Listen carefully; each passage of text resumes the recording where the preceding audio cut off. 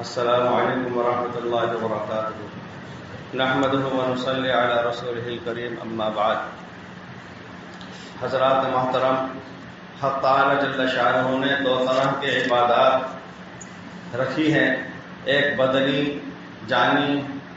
جیسا کہ نماز ہے، روزہ ہے، طواف ہے، تلاوت ہے، اذکار ہے وغیرہ، اور دوسری قسم جو مالیات سے متعلق ہے جیسا کہ زکوٰۃ، صدقہ فطر، فدیہ، روزہ نہ رکھ سکنے کے اوپر فدیہ کا ادا کیا جانا، نماز نہ پڑھی جا سکی اس کی طرف سے فدیہ ادا کیا جانا، یا کفارات، اور اسی طریقے سے جنایات کے اندر دم دینا، عقیقہ کرنا، قربانی کرنا، یہ وہ چیزیں ہیں جو مالیات سے تعلق رکھتی ہیں۔ اور کچھ عبادت وہ جو جانی اور مالی دونوں کا مجموعہ ہے، جیسے کہ حج، اس کے اندر دونوں چیزیں ہوتی ہیں۔ مالیات کے اندر ایمان والوں پر زکوٰۃ کو فرض کیا گیا ہے، جو سن 2 ہجری کے اندر فرض ہوئی ہے، اور یہ ایمان والوں پر فرض ہے، صاحب نصاب پر فرض ہے۔ یہ غربا، فقراء، مساکین کا حق ہے۔ زکوٰۃ ایک تو یہ ہے کہ ہر سال آدمی اس طرح سے خرچ کرتا چلا جائے کہ غربا، فقراء کے اندر اضافہ ہی ہوتا چلا جائے، وہ ہر ایک اس بات کا امیدوار بنا رہے کہ یہ زکوٰۃ کے ذریعے سے، امداد کے ذریعے سے، صدقات کے ذریعے سے وہ اپنی زندگی جیتا رہے گا، دینے والے بھی صرف کرتے چلے جائیں، وہ ختم ہوتا چلا جائے۔ لیکن اسی کے ساتھ ساتھ بہتر ہوگا کہ ہم یہ نظام بنانے کی کوشش کریں کہ ہم زکوٰۃ اس انداز سے ادا کریں کسی شخص کو کہ وہ خود کفیل ہو سکے، اس کو ایک مرتبہ اتنے زکوٰۃ کی رقم دے دی جائے یا اس کے لیے انتظام کر دیا جائے کہ وہ اپنا چھوٹا موٹا کاروبار کرنے کے لیے قابل بن جائے، اور اسی طریقے سے وہ خود اپنے پیروں پہ کھڑے ہو کر کے اپنے معاش کا، اقتصادیات کا وہ خود کفیل اور ضامن بن سکے، اس کی کوشش کی جانی چاہیے۔ حدیث پاک میں 3 طرح کی باتیں بتلائی گئی ہیں۔ ایک تو یہ کہ دینے والا ہاتھ لینے والے سے بہتر ہے، اور دوسرے ناحق، بلا وجہ، بلا عذر کے سوال کرنے اور مانگنے کی مذمت کی گئی ہے، اور تیسرے یہ کہ وہ ہاتھ جو دے تو نہیں رہا ہے لیکن لے بھی نہیں رہا ہے۔ حدیث پاک کے اندر ارشاد فرمایا گیا ہے، چونکہ بہت سے ہمارے ساتھی اور دوست وہ مزدوری کم ملنے کی وجہ سے، نفع کم ہونے کی وجہ سے، یا ذرا سی محنت مجاہدہ بڑھ جانے کی وجہ سے ہاتھ پہ ہاتھ دھرے بیٹھے رہ جاتے ہیں، اور بعض حضرات تو ایسے ہوتے ہیں کہ جو سوال بھی کر لیتے ہیں یا اس کو ذریعہ معاش بنا لیتے ہیں یا اس کے لیے ٹھیے مقرر کر لیتے ہیں، اور ان کا جینا مرنا وہ سب اس لیے ہوتا ہے کہ وہ سوال دراز کرتے رہیں اور کاسہ گدائی لے کر کے پھرتے رہیں۔ اس لیے حدیث پاک میں فرمایا گیا کہ لا تزال المسألة بأحدكم حتى يلقى الله وليس في وجهه مذاق لحم، کہ تم میں کا کوئی اگر سوال کرتا ہی رہتا ہے، لگاتار سوال کرتا رہتا ہے، وقار شانوں سے اس حال میں ملے گا کہ اس کے چہرے پہ گوشت کا ٹکڑا نہیں ہوگا۔ اور ایک حدیث پاک میں بخاری شریف کے فرمایا گیا لَأَن يَحْتَطِبَ أَحَدُكُمْ حَزْمَةً عَلَى ظَهْرِهِ خَيْرٌ لَهُ مِنْ أَن يَسْأَلَ أَحَدًا فَيُعْطِيَهُ أَوْ يَمْنَعَهُ، کہ تم میں کا کوئی شخص اپنی پیٹھ پر، کمر پر گٹھری لکڑیوں کی ڈھولے اور بوجھ ڈھولے، یہ اس کے لیے اس سے بہتر ہے کہ وہ بھیک مانگتا پھرے، پھر اس کو کہیں ملے اور کہیں اس کو اس سے منع کر دیا جائے۔ اور ایک حدیث پاک میں یہ بھی فرمایا گیا کہ من یکفل لی، کو جو شخص میرے لیے اس بات کا ذمہ دار بن جائے اور مجھ کو اس بات کی ضمانت دے دے کہ اللہ یسأل الناس شیئا، کہ وہ کسی سے کوئی سوال نہیں کرے گا، اتکفل له بالجنہ، میں اس کے لیے جنت کی ضمانت دے دوں۔ حضرت صوبان حضور پاک السلام کے آزاد کردہ غلام ہیں، انہوں نے عرض کیا کہ اللہ کے رسول میں اس کے لیے تیار ہوں، تو فکان لا یسأل احدا شیئا، اس کے بعد سے یہ حالت ہوئی کہ انہوں نے کبھی کسی سے زندگی بھر کوئی سوال نہیں کیا۔ اور حدیث پاک میں فرمایا گیا کہ من سأل الناس وله ما يغنيه جاء يوم القيامة ومسألته في وجهه خموش او خدوش او قدوح، کہ جو شخص اس حال میں لوگوں سے سوال کرتا پھرے کہ اس کے پاس میں اس کی ضرورت کے بقدر موجود ہے، وہ مستغنی ہے، لیکن اس کے باوجود وہ سوال کر رہا ہے، تو وہ میدان محشر میں اس طرح آئے گا کہ اس کا سوال کرنا اس کے چہرے پر خراش کی صورت میں ظاہر ہوگا۔ یہ حدیث میں پاک میں متعدد جگہ بتلایا گیا کہ بہت سے اعمال آخرت کے اندر وہ کوئی حیت اور صورت بھی اختیار کر لیں گے۔ اور عرض کیا گیا کہ اللہ کے رسول وما یغنیہم، آخر وہ مقدار کتنی ہوتی ہے کہ جس کی بنا پر آدمی مستغنی ہو، بے نیاز ہو جائے اور اس کے لیے سوال کرنا بالکل درست نہ رہے؟ تو آپ نے ارشاد فرمایا 50 درہمن، 50 درہم، او قیمتها من الذهب، یہ اسی مقدار سونے کی اس کی قیمت۔ میں نے جب اس کو جوڑا تو 12,553 روپئے بن رہے ہیں۔ اس کا مطلب یہ ہوا حدیث پاک کی روشنی کے اندر کہ اگر کسی کے پاس 12,553 روپئے موجود ہیں،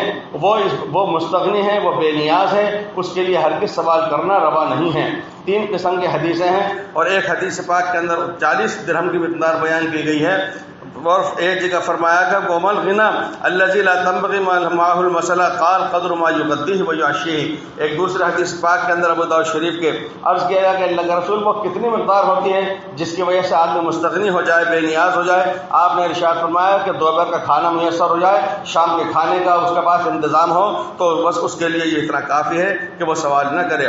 اور ایک جگہ بتلایا گیا کہ من سأل الناس اموالهم تکسرا فإنها يسأل جبرا فليستقل او ليستكثر۔ مسلم شریف کی روایت ہے کہ جو شخص لوگوں سے سوال کر رہا ہو اور مقصد اس کا صرف یہ ہے کہ وہ اپنی مال و دولت میں اضافہ کرتا چلا جائے، تو در حقیقت وہ انگارے کس مانگ رہا ہے، اب اس کا اختیار ہے چاہے کم کرے یا زیادہ کرے۔ ایک حدیث پاک میں فرمایا گیا کہ لا یفتح احدکم علی نفسہ باب المسألۃ الا فتح اللہ علیہ باب فقر، کہ تم میں کوئی شخص اپنے آپ کے اوپر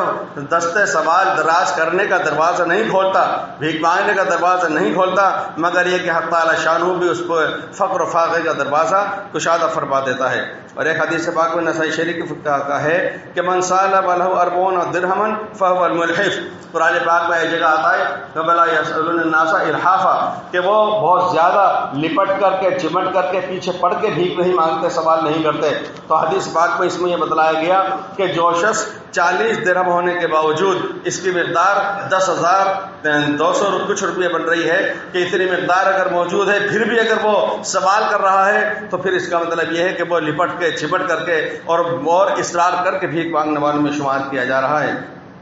ایک حدیث پاک میں ترمذی شریف کے ہے کہ من سأل الناس لیسری به ماله كان خموشا في وجهه يوم القيامه ورزقا ياكله من جهنم من شاء فليقل ومن شاء فليكثر، کہ جو شخص صرف مال کے اضافے کے لیے سوال کر رہا ہے تو در حقیقت وہ میدان محشر میں اس طرح سے آئے گا کہ اس کے چہرے کے اوپر خراش ہوگی، کھرونچ ہوگی۔ ایک حدیث پاک کے اندر یہ بھی فرمایا گیا کہ لیس المسکین الذی یطوف علی الناس ترد اللقمہ واللقمتان، مسکین در حقیقت وہ نہیں ہے جو لوگوں کے پاس چکر کاٹتا پھرے، ایک لقمہ 2 لقمہ مل جائے، ایک کھجور 2 کھجور مل جائے، ولکن المسکین الذی لا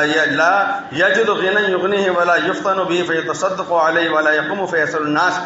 در حقیقت مسکین تو وہ ہے کہ جس کے پاس اتنا ہے نہیں کہ اس بیچارے کے گھر کا چولہا جل سکے، اور اس کے باوجود وہ کسی سے ظاہر نہیں کر رہا اپنی حالت، اور اس لیے ناواقفی کی ایسے لوگ سمجھ میں نہیں پا رہے ہیں کہ یہ حقیقتاً غریب اور مستحق ہے، تو اگر جان جاتے تو اس کو صدقہ کر دیتے۔ در حقیقت شریعت کی نظر میں تو مسکین وہ ہے۔ اور ایک حدیث پاک میں بخاری شریف میں کہا گیا ہے کہ اذا نظر احدکم الى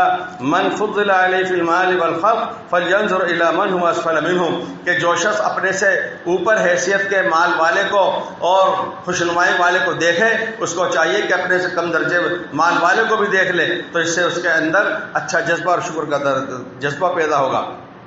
حضرت علی مرتضی رضی اللہ تعالیٰ عنہ سے مروی ہے، ان سے کہا گیا کہ مسخا سخاوت کہتے کسے ہیں؟ تو آپ نے فرمایا کہ ما کان منہ ابتداء فاما ما کان عن مسألۃ فحیاء وتکرم۔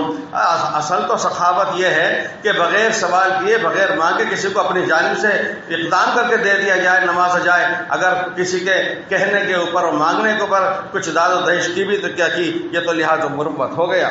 اسی طریقے سے ایک حدیث پاک میں کہا گیا، حضرت ابو ہریرہ رضی اللہ عنہ راوی ہیں، حضور پاک صلی اللہ علیہ وسلم نے فرمایا کہ اے ابو ہریرہ،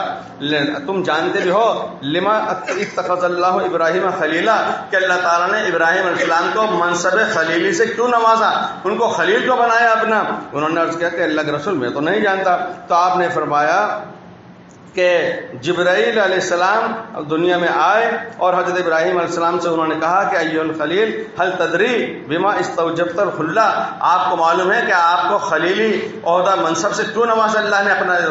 یار اور دوست کیوں بنایا؟ انہوں نے کہا کہ نہیں، کہ آپ کو اس وجہ سے بنایا ہے کہ لأنک توتی ولا تاخذ، آپ دیا تو کرتے ہیں لیا نہیں کرتے۔ ان حدیثوں سے معلوم ہوا کہ ایمان والے کو یہ چاہیے کہ وہ دینے والا بنے، وہ لینے والا نہ بنے۔ بہت سے بھائی ہمارے جو محنت مزدوری اور تجارت کرنے کے اندر ذرا سستی برتتے ہیں، ان کو بخاری شریف کی روایت بھی یاد رکھنا چاہیے کہ ما اکل احد طعاما قط خیر من ان یاکل من عمل یدیہ، حدیث میں کہا گیا کہ تم میں کا کوئی سب سے بہتر کھانا جو کھاتا ہے وہ ہوتا ہے جو اپنے ہاتھوں کی محنت کی کمائی سے کھاتا ہے۔ وَإِنَّ نَبِيَّ اللَّهِ داؤد كَانَ يَأْكُلُ مِنْ عَمَلِ يَدَيْهِ، داؤد علیہ السلام بھی اپنے ہاتھوں سے محنت کر کے کھایا کرتے تھے۔ ایک حدیث پاک میں ابو داؤد ترمذی کے کہا گیا ہے کہ ان اطیب ما اکلتم من کسبکم وان اولادکم من کسبکم، بہترین چیز پاکیزہ چیز جو تم کھاتے ہو وہ تمہارے ہاتھوں کی کمائی ہے۔ اور ایک حدیث پاک میں یہ کہا گیا کہ سئل النبی ای الکسب اطیب قال عمل الرجل بیدہ وکل بیع مبرور، اے اللہ کے رسول بہتر عمل کون سا ہے